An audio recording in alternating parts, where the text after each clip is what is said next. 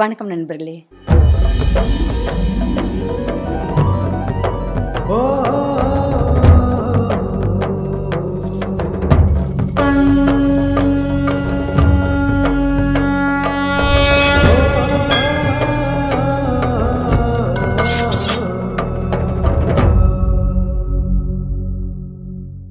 நல்ல நேரம் அந்த எந்த வேலையும் படாமல் நடுவில் ஒரு இடத்துல போய் பீமன் விழறான்.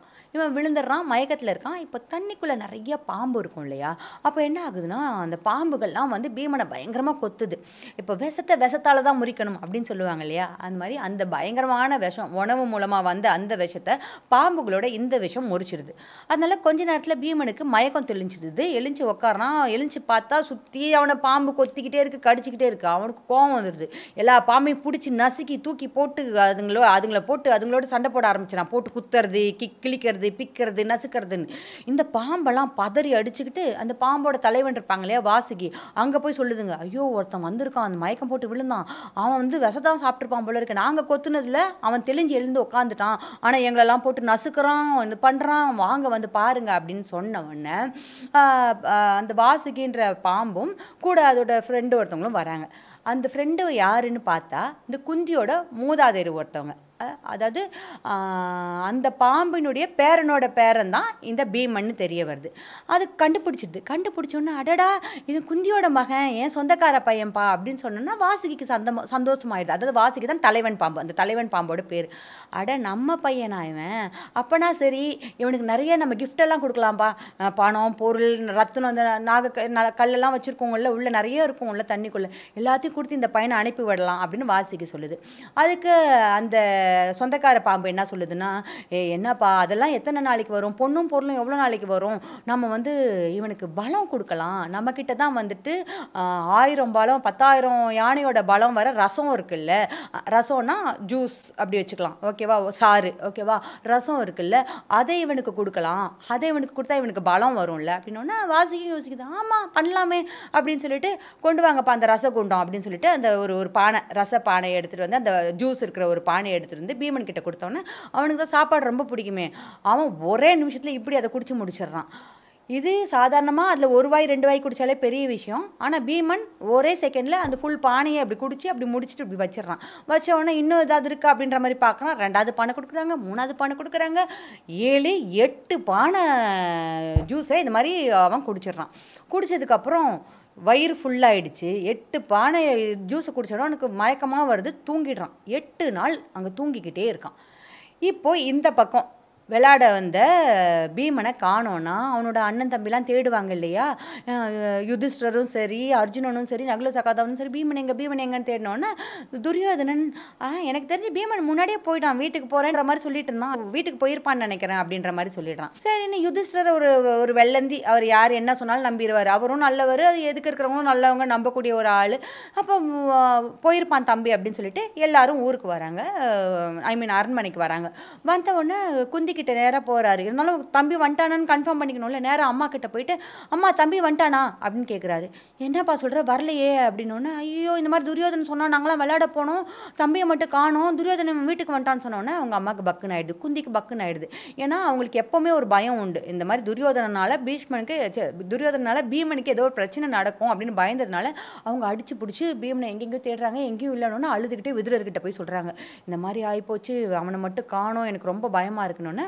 விதுரர் என்ன சொல்கிறாரு, இதை பாரு, இது நீ அழுது புறம்பி பெரிய பிரச்சனை ஆக்காத, விஷயம் தெரிஞ்சால் அவனுங்க இன்னும் என்னென்னமாவது பண்ணுவானுங்க, உனக்கு வந்து வியாசரோட ஆசி இருக்குது, அவர் உன் பிள்ளைங்களாம் நல்லா வாழுவாங்கன்னு தான் சொல்லியிருக்காரு, எனக்கு தெரிஞ்சு பீமன் எங்கேயாவது நல்லா தான் இருப்பான், அதனால் கொஞ்ச நாளைக்கு நீ இதை ஒரு பெரிய பிரச்சனையாக பண்ணாமல் இரு, அவன் வந்துடுவான், நம்மளும் தேடிக்கிட்டே இருப்போம் யாருக்கும் சொல்லாமல் அப்படின்னு சொல்கிறாங்க. குந்தி ரொம்ப வருத்தமாக சாப்பாடு தூக்கம் இல்லாமல் 8 நாளாக பிள்ளையை தேடிக்கிட்டே இருக்காங்க, பிள்ளை கிடைக்கல. இவன் 8 நாள் தூங்கி எந்திரிக்கிறான்ல, 8வது நாள் பீமன் இந்த தண்ணி கடியில் இந்த நாகலோகத்தில் தூங்கி எந்திரிக்கிறான்.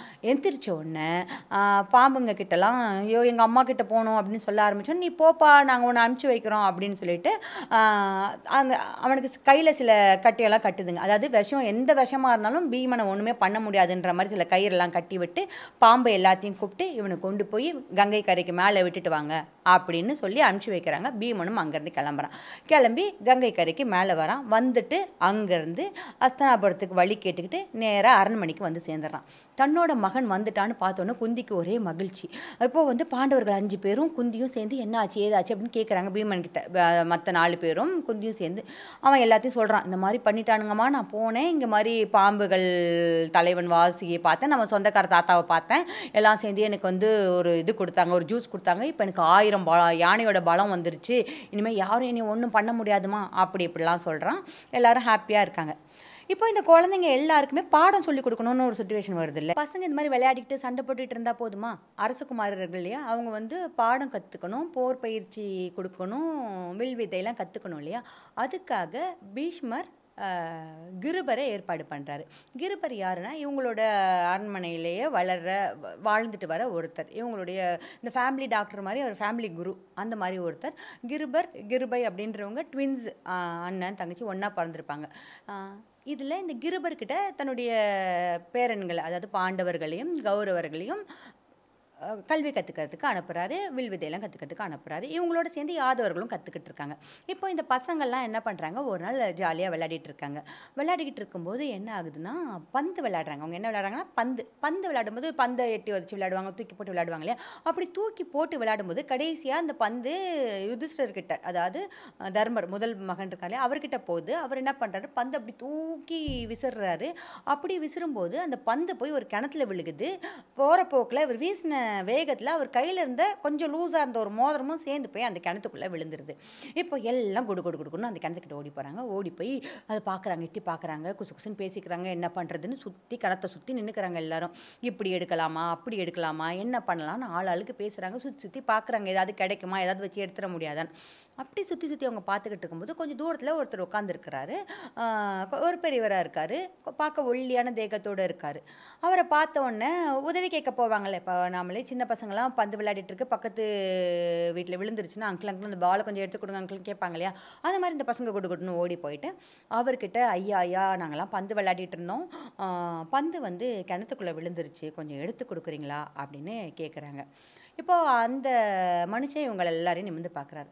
அவர் யாருன்னா துரோணர். இந்த துரோணர் நம்ம இப்போ கிருபர்னு சொன்னோம் இல்லையா, கிருபருக்கு ஒரு ட்வின் சிஸ்டர் இருக்காங்க கிருபைன்னு சொன்னோம் இல்லையா, அந்த கிருபையை கல்யாணம் பண்ணிக்கிட்டவர் கிருபருடைய மச்சினை. அவர் இப்படி பார்க்குறாரு. பார்த்துட்டு, நீங்களாம் வந்து பார்க்கறதுக்கு ராஜகுமாரர்கள் மாதிரி இருக்கீங்க, நீங்களாம் இன்னும் படிக்க ஆரம்பிக்கலையா? இல்லை படிக்கிறோமே, எங்களுக்கு வந்து எங்கள் குரு வந்து கிருபர், அவர் தான் எங்களுக்கு எல்லாம் சொல்லி கொடுக்குறாரு. என்ன சொல்லி கொடுத்துருக்காரு, ஒரு பந்து தண்ணிக்குள்ளே விழுந்துருச்சு, அதை எடுக்கிற அளவுக்கு கூட உங்களுக்கு திறமையில்லைன்னா அது எப்படி அப்படின்னு சிரிச்சுக்கிட்டே அந்த கிணத்துக்கிட்ட வராரு. பார்த்த உடனே அப்படி பார்க்குறாரு. சரி, இப்போ நான் இந்த கிணத்துக்குள்ளேருந்து இந்த பந்தை நான் எடுத்து கொடுத்துட்டா என்ன தருவீங்க எனக்கு அப்படின்னு. என்ன வேணும் உங்களுக்கு அப்படின்னு இந்த குழந்தைங்களாம் கேட்குது. எனக்கு சாப்பாடு வேணும், ஏற்பாடு பண்ணுவீங்களான்னு. சரி, நாங்கள் எங்கள் குரு கிருபர்கிட்ட சொல்லி நாங்கள் உங்களுக்கு சாப்பாடு ஏற்பாடு பண்ணுறோம் அப்படின்னு எல்லாம் சொல்கிறாங்க. அப்போ அவர் என்ன பண்ணுறாரு, போய் புல் எடுத்துகிட்டு வாங்க எல்லாரும் அப்படின்னு சொல்லி சொல்கிறாரு. எல்லோரும் போய் ஓடி போய் வந்து ஆளுக்கு அந்த புல் நீளமாக இருக்கும்ல அந்த புல்லை எடுத்துகிட்டு வராங்க. எடுத்துகிட்டு வந்தோடனே அவர் என்ன பண்ணுறாரு, மந்திரத்தை அதை கையில் வச்சுக்கிட்டு ஒரு மந்திரம் ஒன்று சொல்கிறாரு. மந்திரம் ஒன்று சொல்லிவிட்டு அந்த புல்லை வந்து ஒரு புல்லை அப்படி தூக்கி கிணத்துக்குள்ளே போடுறாரு. அந்த புல் நேராக பறிச்சுன்னு அந்த பால் இருக்குல்ல, அந்த பந்து அதில் குத்தி நிற்கிது.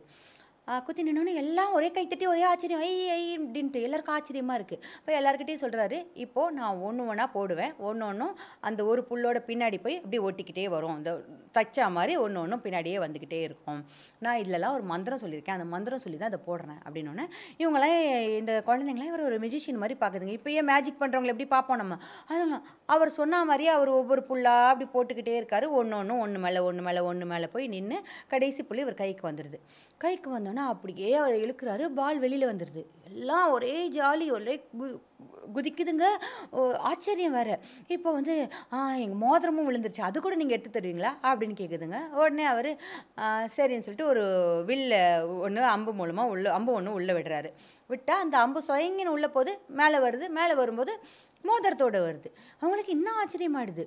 ஐயா நீங்கள் யார், நீங்கள் எப்படி இப்படிலாம் பண்ணுறீங்க, இந்த மாதிரிலாம் பண்ணுறீங்க அப்படின்னு கேட்குறாங்க. நான் யார் அப்படிங்கிறத நீங்கள் உங்கள் தாத்தா மூலமாக தெரிஞ்சுக்கோங்க. உங்கள் தாத்தா பீஷ்மர்கிட்ட போய் இப்படி ஒருத்தர் இருந்தார், அவர் பார்க்க இப்படி இருந்தார், நாங்கள் பந்தையும் மோதிரத்தையும் உள்ளே போட்டுட்டோம், அவர் இப்படிலாம் எடுத்து கொடுத்தாருன்னு சொல்லுங்கள், அவருக்கு என்ன தெரியும் அப்படின்னு சொல்கிறாரு துரோணர். இந்த பசங்கள்லாம் குடு குடு குடு குடுன்னு ஓடுதுங்க. தாத்தா கிட்ட போயிட்டு எல்லாம் தாத்தா தாத்தா தாத்தா இந்த மாதிரி நாங்களாம் விளையாண்டுருந்தோம், பால் விழுந்துச்சு உங்களுக்கு தெரியுமா, ஒருத்தர் வந்தார், அவர் இது பண்ணார், அவர் அது பண்ணாரு, எல்லாம் ஒரே ஆச்சரியமாக மாறி மாறி மாறி சொல்லுதுங்க. எல்லாத்தையும் கேட்ட உடனே பீஷ்மருக்கு புரிஞ்சு போயிடுது அவர் துரோணர் தானே. வாங்க வாங்க உடனே வாங்க, அவர் விட்டுறக்கூடாதுன்னு சொல்லிட்டு குடுக்குன்னு வராரு. அதே இடத்துல துரோணர் இருக்கார். துரோணர் பார்த்தோன்னா, ஐயா துரோணாச்சாரியர் வணக்கம் வணக்கம், நீங்கள் இந்த ஊருக்கு வந்தது எனக்கு ரொம்ப ரொம்ப சந்தோஷம். நானுமே வந்து என் பசங்களுக்கு வந்து ஒரு நல்ல ஆசிரியர் தேடிட்டு இருந்தேன், கரெக்டாக நீங்கள் வந்துட்டீங்க, என் பிள்ளைங்களுக்கு நீங்கள் தான் பாடம் சொல்லிக் கொடுக்கணும் அப்படின்னு பீஷ்மர் சொல்கிறாரு. இப்போ துரோணர் என்ன சொல்கிறாருன்னா, எனக்கு சொல்லிக் கொடுக்குறது பிரச்சனை இல்லைங்க, நீங்கள் ஏற்கனவே இவங்களுக்கு குருவாக கிருபரை வச்சுருக்கீங்க, அவர் வந்து உங்களுக்கு ஆசிரியராக இருக்கார், ப்ளஸ் என் மனைவியோட அண்ணன் வேறு, அவர் வருத்தப்பட போகிறாரு, குடும்பத்தில் ஏதாவது பிரச்சனை வந்துட போகுதுங்க, அப்புறம் என் பொண்டாட்டிக்கிட்டலாம் சண்டை ஆகிடும் அப்படின்ற மாதிரி சொன்னோன்னே, ஐயோ கிருபர் நம்ம வீட்டு ஆளுங்க, அவர்கிட்ட நான் பேசிக்கிறேன், ஒன்றும் பிரச்சனை இல்லை, அது இல்லாமல் அது ஆரம்ப கால கல்விங்க, இனிமேல் அடுத்த லெவலுக்கு போகணும்ல பசங்க, நீங்கள் பசங்களுக்கு பாடம் சொல்லிக் கொடுங்க அப்படின்னு சொன்னோடனே, சரி சொல்லிக் கொடுக்குறேன் அப்படின்றாரு. அப்போ உங்களுக்கு என்ன குருதட்சணையாக வேணும், உங்களுக்கு என்னெல்லாம் வேணும்னு சொல்லுங்கள், எல்லாத்தையும் பண்ணித்தரேன் அப்படின்றாரு பீஷ்மர். எனக்கு ஒன்றுமே வேணாம், எனக்கு இப்போ நான் எதுவுமே கேட்க மாட்டேன், நான் பாடம் சொல்லி கொடுக்குறேன், நான் பாடம் சொல்லி கொடுத்து இந்த பசங்களை உருவாக்குறேன், உருவாக்குனதுக்கப்புறம் நான் சொல்லி கொடுத்ததுக்கு ஏற்ற மாதிரி நீங்கள் எனக்கு குருதட்சணை கொடுங்க, அப்போ நான் ஒன்று கேட்பேன், அதை நீங்கள் கொடுத்தீங்கன்னா எனக்கு போதும் அப்படின்னு துரோணர் சொல்கிறாரு. இதுக்கு எல்லாரும் ஒத்துக்கிறாங்க. இந்த பசங்களுக்கு அவர் பாடம் சொல்லிக் கொடுக்க ஆரம்பிக்கிறாரு. பாடம் சொல்லிக் கொடுக்கறதுனா நான் ஏற்கனவே சொன்னேன் இல்லையா, அப்போல்லாம் வந்துட்டு வீட்டுக்கு வரோம் அப்படிலாம் இருக்காது, குருகுலம், அங்கேயே தங்கியிருக்கணும், அங்கேயே படிக்கணும், அப்படி தான் இருக்கும். அது மாதிரி துரோணர்கிட்ட போய் எல்லாரும் கற்றுக்குறாங்க. துரோணருக்கு ஒரு மகன் இருக்கான், அஸ்வத்தாமன் அப்படிங்கிற ஒரு மகன் இருக்கான். அந்த அஸ்வத்தாமன்ற மகன் மேலே இவருக்கு ரொம்ப ரொம்ப பாசம். அதனால அவர் எப்பயுமே என்ன பண்ணுறாரு, எல்லாரை விட அஸ்வத்தாமனுக்கு கொஞ்சம் நிறைய பயிற்சிகள் ஏதாவது சொல்லிக் கொடுத்துடணும், 1-2 பெட்டராக சொல்லிக் கொடுத்துடணும் அப்படின்றதுக்காக எப்போவுமே காலையில் எல்லாரையும் தண்ணி எடுத்துகிட்டு வர்றதுக்கு அனுப்புவார். தண்ணி எடுத்துகிட்டு வர்றதுக்கு அனுப்பும்போது எல்லாருக்கும் வந்து வாய் சின்னதாக இருக்கக்கூடிய, அந்த வாய் ஓட்டை சின்னதாக இருக்கக்கூடிய ஒரு குடத்தை கொடுத்து அனுப்பிச்சிட்டு, தன்னோட மகனுக்கு மட்டும் வாய் கொஞ்சம் பெருசாக இருக்கக்கூடிய குடத்தை கொடுத்து அனுப்புவார். பெருசாக இல்லை, ஒரு 5 நிமிஷம் டிஃப்ரென்ஸில் வந்துடுவாங்க மற்றவங்கலாம். ஆனால் அந்த 5 நிமிஷத்துக்குள்ளே அவர் ஏதாவது ஒரு விதையை தன்னோட மகனுக்கு சொல்லிக் கொடுத்துடலாம் அப்படின்றதுக்காக அவர் இப்படி பண்ணுறாரு. சாதாரணமாக ஆசிரியர்கள் இப்படி பண்ணக்கூடாது. நம்ம சுக்கராச்சாரியார் பார்த்தோம் இல்லையா, சின்னதோ பெருசோ, பிடிச்சவங்களோ பிடிக்காதவங்களோ, வேண்டியவங்களோ வேண்டாதவங்களோ எல்லா மாணவர்களையும் ஒரே மாதிரி தான் நடத்தணும். ஆனால் துரோணர் அப்படி நடத்தலை. ஆனால் அவர் இப்படி பண்ணுறாரு. தண்ணி தினம் பிடிக்கிறாங்க எல்லாரும், இவன் மட்டும் சீக்கிரம் போயிடுறான். இதை அர்ஜுனன் கொஞ்சம் புத்திசாலி பையன் இல்லையா, அவனுக்கு இது ரொம்ப பிடிக்கும், பாடம் கற்றுக்க பிடிச்ச ஒரு பையன், இதெல்லாம் ஈஸியாக கண்டுபிடிச்சிருவான். அவன் கண்டுபிடிச்சிட்டான். என்னமோ சம்திங் ராங் அப்படின்னு நினச்சிட்டு அவன் என்ன பண்ணுறான், துரோணர் சொல்லிக் கொடுக்குற சின்ன சின்ன வித்தைகள் வச்சு அவன் ஒரு அம்பு தண்ணிக்குள்ளே விட்டுட்டு பம்பு மாதிரி தண்ணி வந்து ஒழுகிற மாதிரி பார்த்துட்றான். நீங்கள் தண்ணியை வந்து குடத்துக்குள்ளே முழுக்கி பிடிச்சிங்கன்னா டொடக்குன்னு அது உள்ளே போகிறதுக்கு டைம் எடுக்கும். ஆனால் சொயங்கன்னு குழாயில் வர மாதிரி வந்துச்சுன்னா அது சட்டுன்னு நிறைஞ்சிரும்ல. ஸோ இப்போ அவனும் அஸ்வத்தாமனும் சேர்ந்து ஒரே டைமில் தண்ணியை நிரப்பிட்டு ஒரே டைமில் போயிடுறாங்க. இதை துரோணர் பார்க்குறாரு.